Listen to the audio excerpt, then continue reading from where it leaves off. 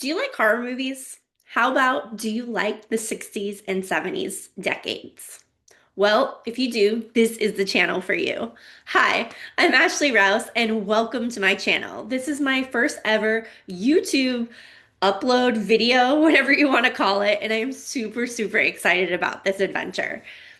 This channel was created basically to share my love of the 60s and 70s, the fashion, the hair, the makeup, the horror movies, the books, decor, all of it. But really kicking things off with horror movies, which I absolutely love. If you know me, you definitely know that I have a special place in my heart for the horror movies of all kinds, but also in that era because of the fashion and the makeup and the hair, really. But my love for horror really started when I was little, and my dad sharing with me the classic Universal monsters, which are still my favorite horror movies as well. Now, the goal of this channel really is to connect, to grow a community of like-minded people that absolutely love the decades of the 60s and 70s, and also to do a deeper dive into these iconic eras together, on books, movies specifically, and who knows where else that will take us. But I am so, so excited, and you know, how about you learn a little bit about me first before we get into it? Because you're probably like, who is this lady and why is she on YouTube? Well, I really started falling in love with the 60s and 70s after some big life changes over the past year. I used to have to wear all black for work, and I love black. I think it's a great color. It's very slimming, it's great, but it kind of became my identity. And deep down, I always loved color. Fun fact, my favorite color when I was really little was orange, hence the background, right? And as I started rediscovering my style, I realized that many of my outfits had a mod feel. They were mod style dresses and things like that.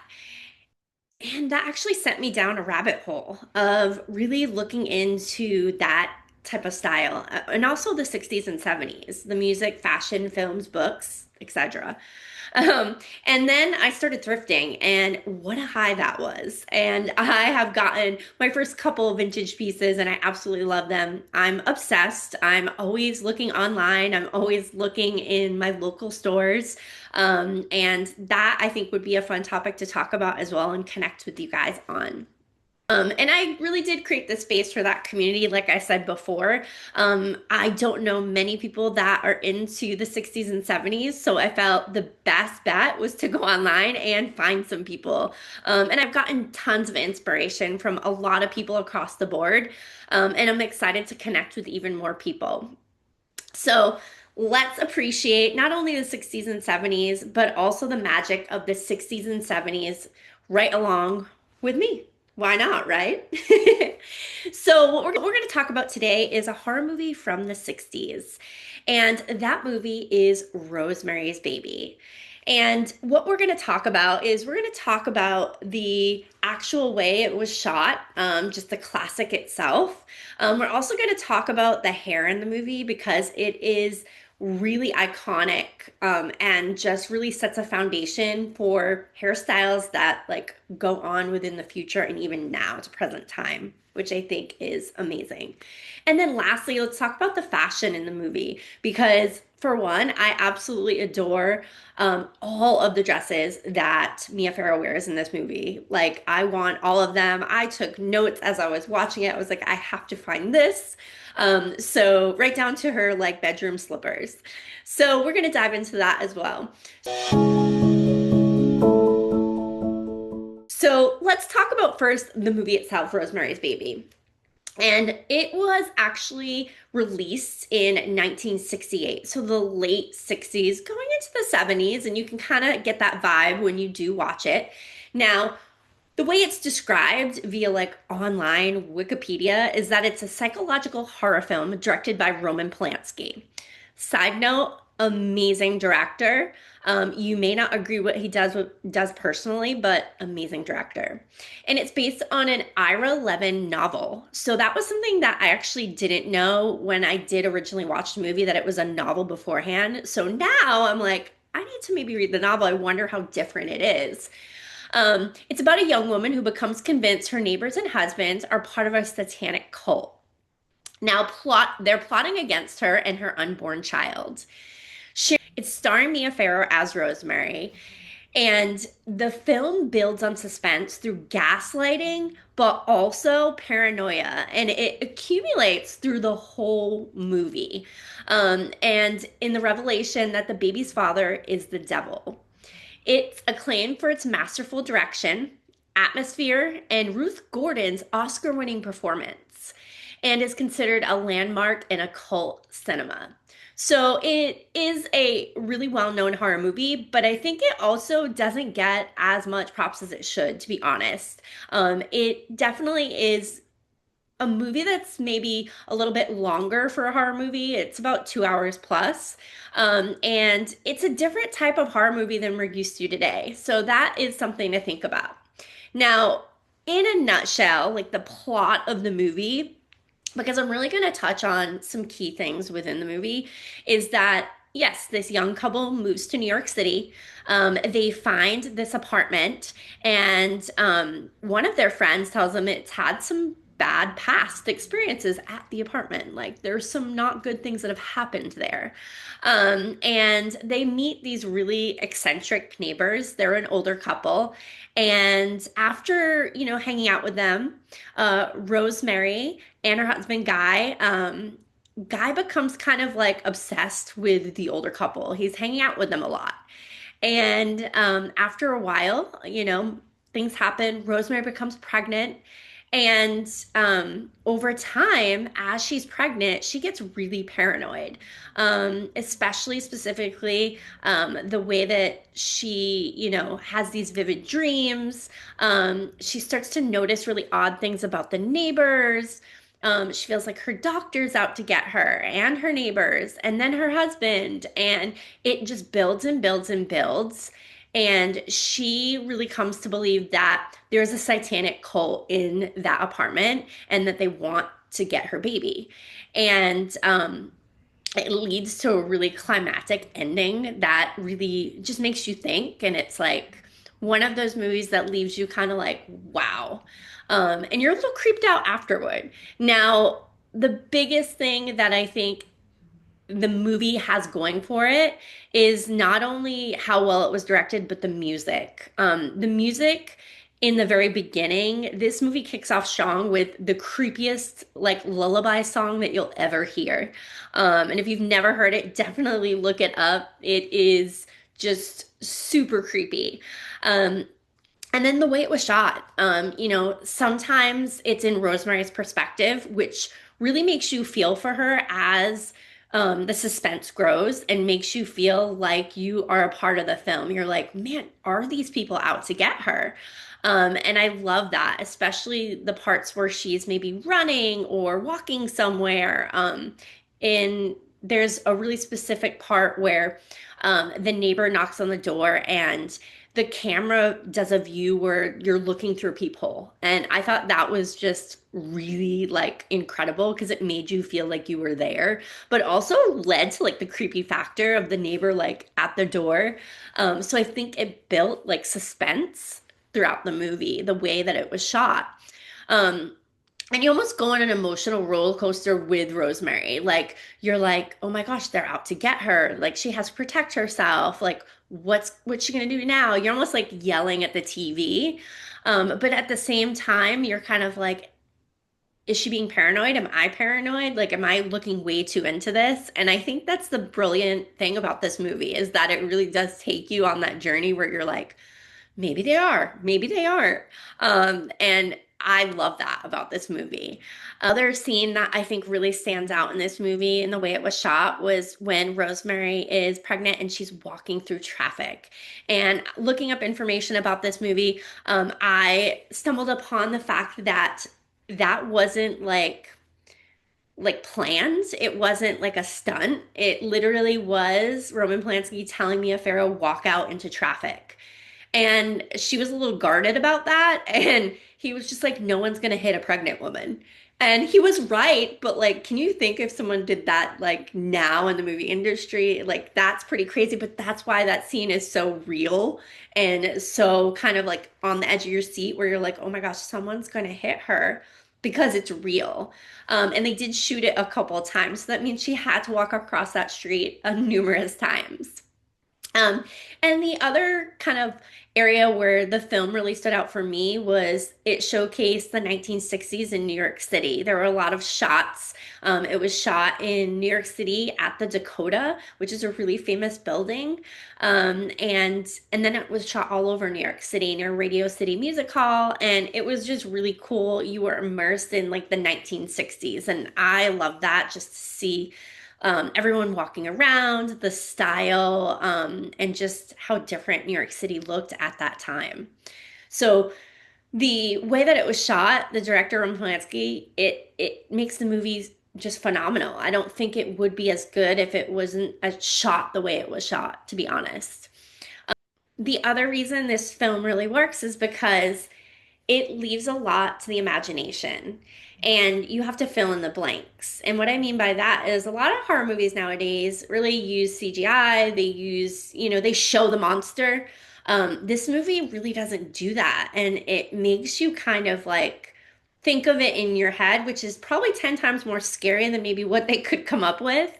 Um, and specifically, there's a couple of scenes that do that that really make this such a creepy movie in that sense. There's a scene where Rosemary is she thinks she's dreaming and she actually falls asleep or she passes out because she is drunk, but really it's um, something was in her food from her neighbors and she was drugged. And when she is dreaming, she has a dream that there is this like man on top of her with her whole like apartment complex, um, like people that live at that apartment around them. And she has a man, this man is over her and basically going to like make love to her. And his eyes are red, red, red. And that's all you see are the eyes. And that is supposed to be the devil. And you don't know that in the beginning, but you're like, oh, it's a dream. But the way that they just show the eyes, they don't show the devil. They don't show the whole body. They don't show any of that. It's just these red glowing eyes. And I thought that was so like powerful because it was 10 times more scary than them showing like the whole thing. It was like, what else did his face look like? Like you just see those like piercing eyes. And then, the chanting of the cult on the other side of the wall throughout the film, they never show them like worshiping, but you hear them chanting, and what you imagine in your head is probably again 10 times more scary than what visually Roman Polanski could show you. And then of course, at the end, that I think is the biggest part of the movie that makes this movie stand out and makes it so, so different. Because I remember the first time watching it being like, I can't wait to see what the baby looks like. I can't wait to see this. And they never show the baby. And it was brilliant not to. What they show is a crib draped in all black. And they never show you inside the crib. They just show the crib, that visual. And that's a visual on the movie poster actually as well.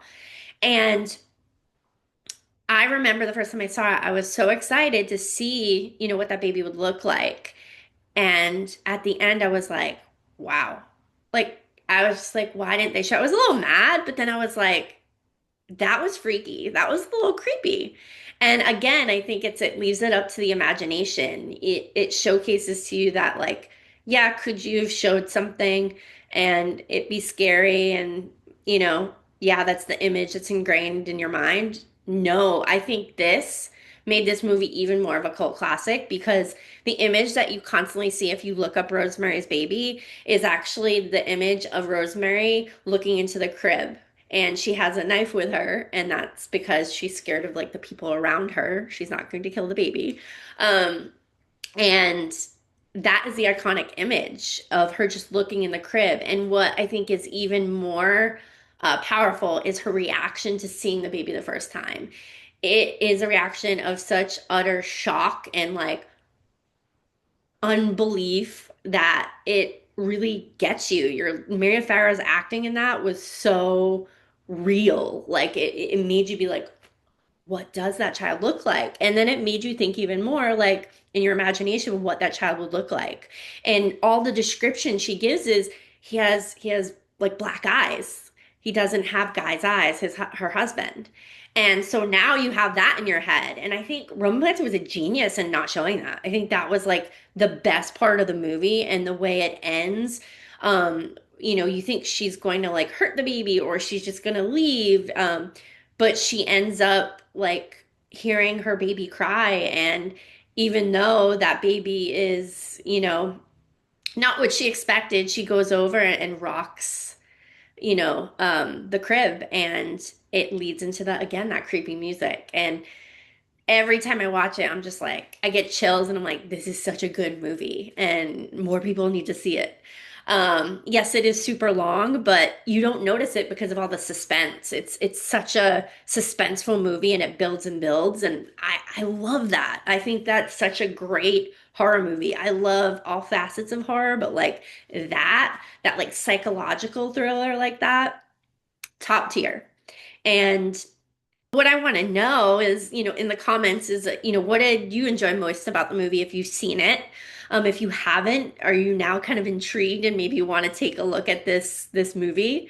And what was your favorite plot twist? Because I think there's a lot of plot twists in the movie that just like they throw you off. Like you're like, maybe she's just crazy because like the people in the movie kind of gaslight her and they gaslight you at the same time. So, what was your favorite like plot twist within the movie? And then the other question I had is, did you like that they left it up to the imagination at the end? Would you have liked to seen what the baby looked like?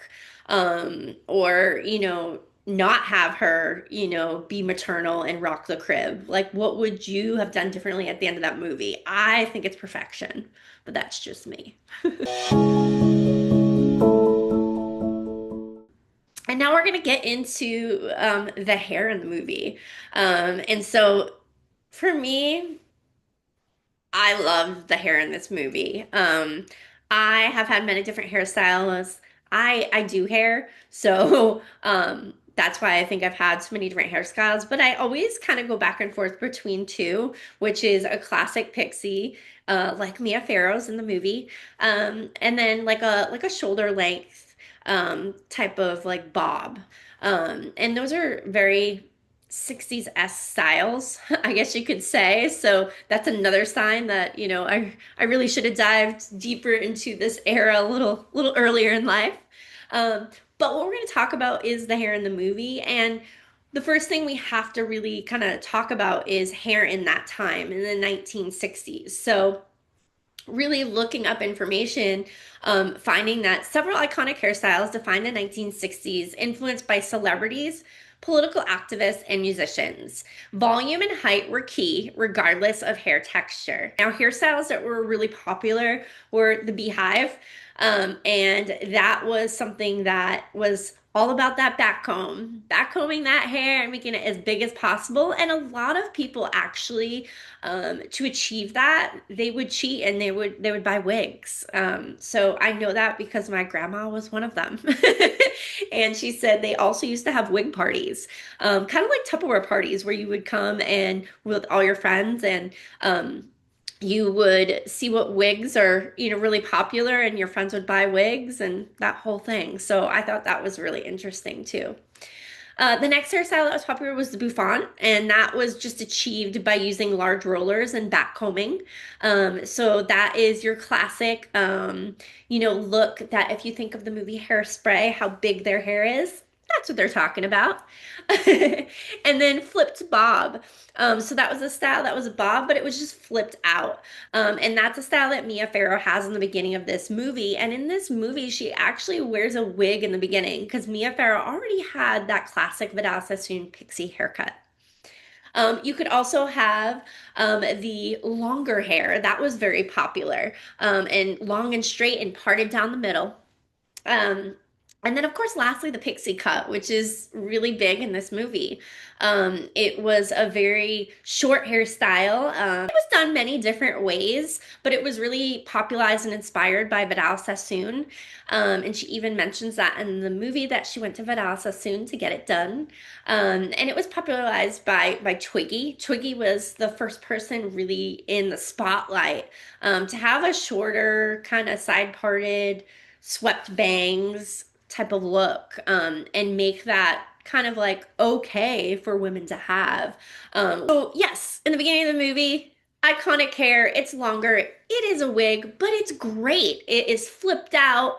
And I love that in the very beginning of the movie. And I love when she wears the pigtails. I think that is so cute. She has this like very mod style dress on, like a shift dress.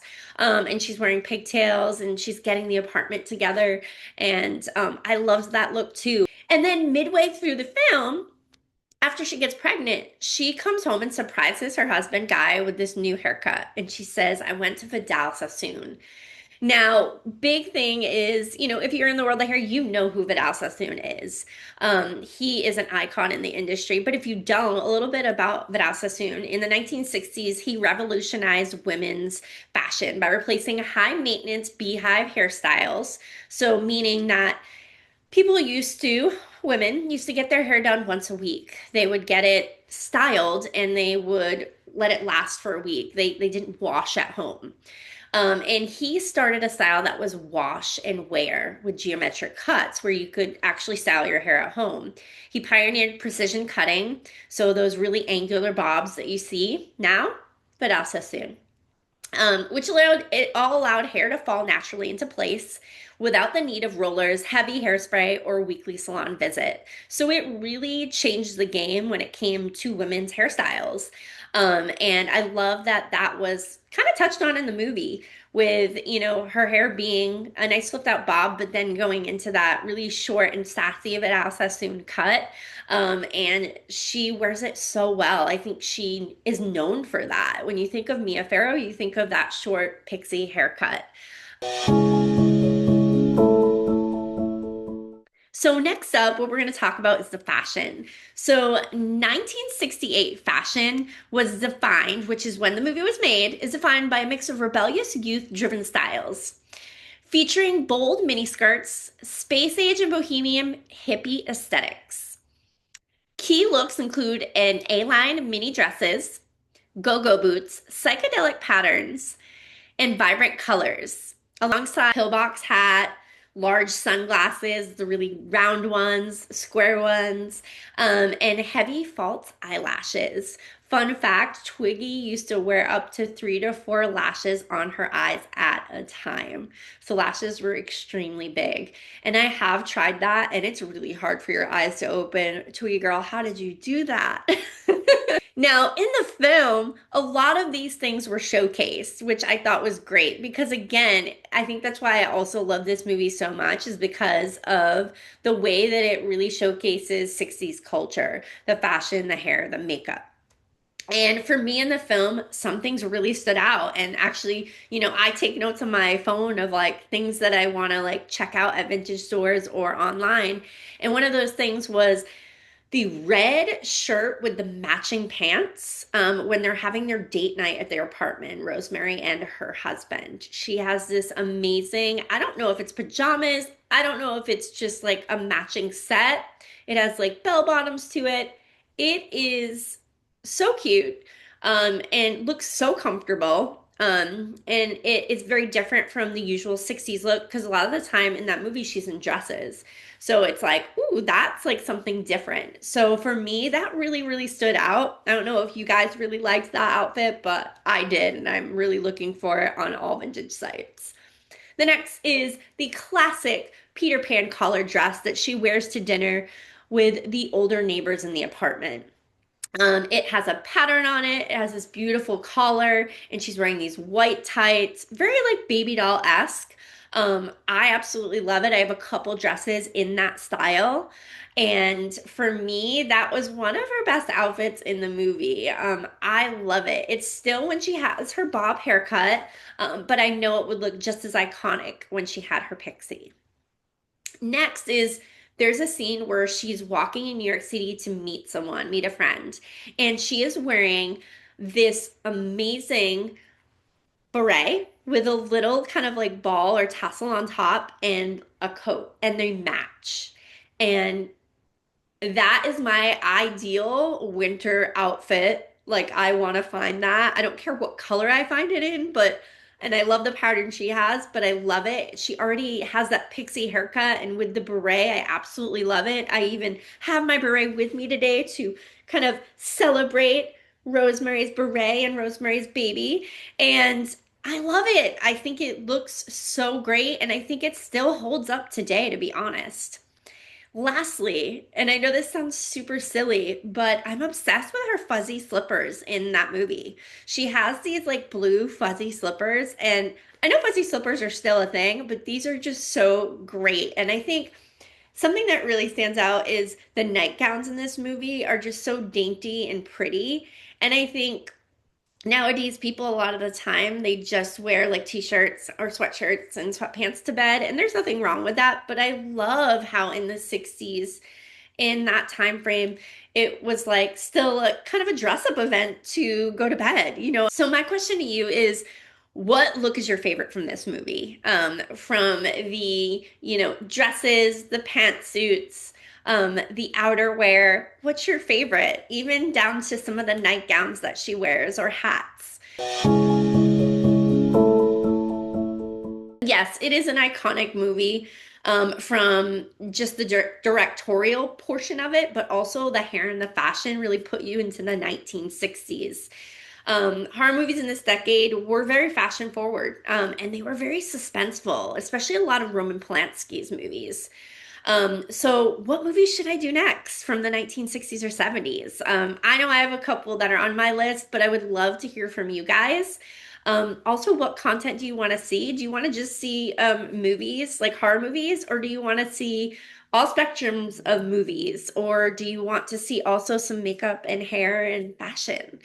So, thank you again. Subscribe, like, share, and I will see you next time. Definitely leave some comments below.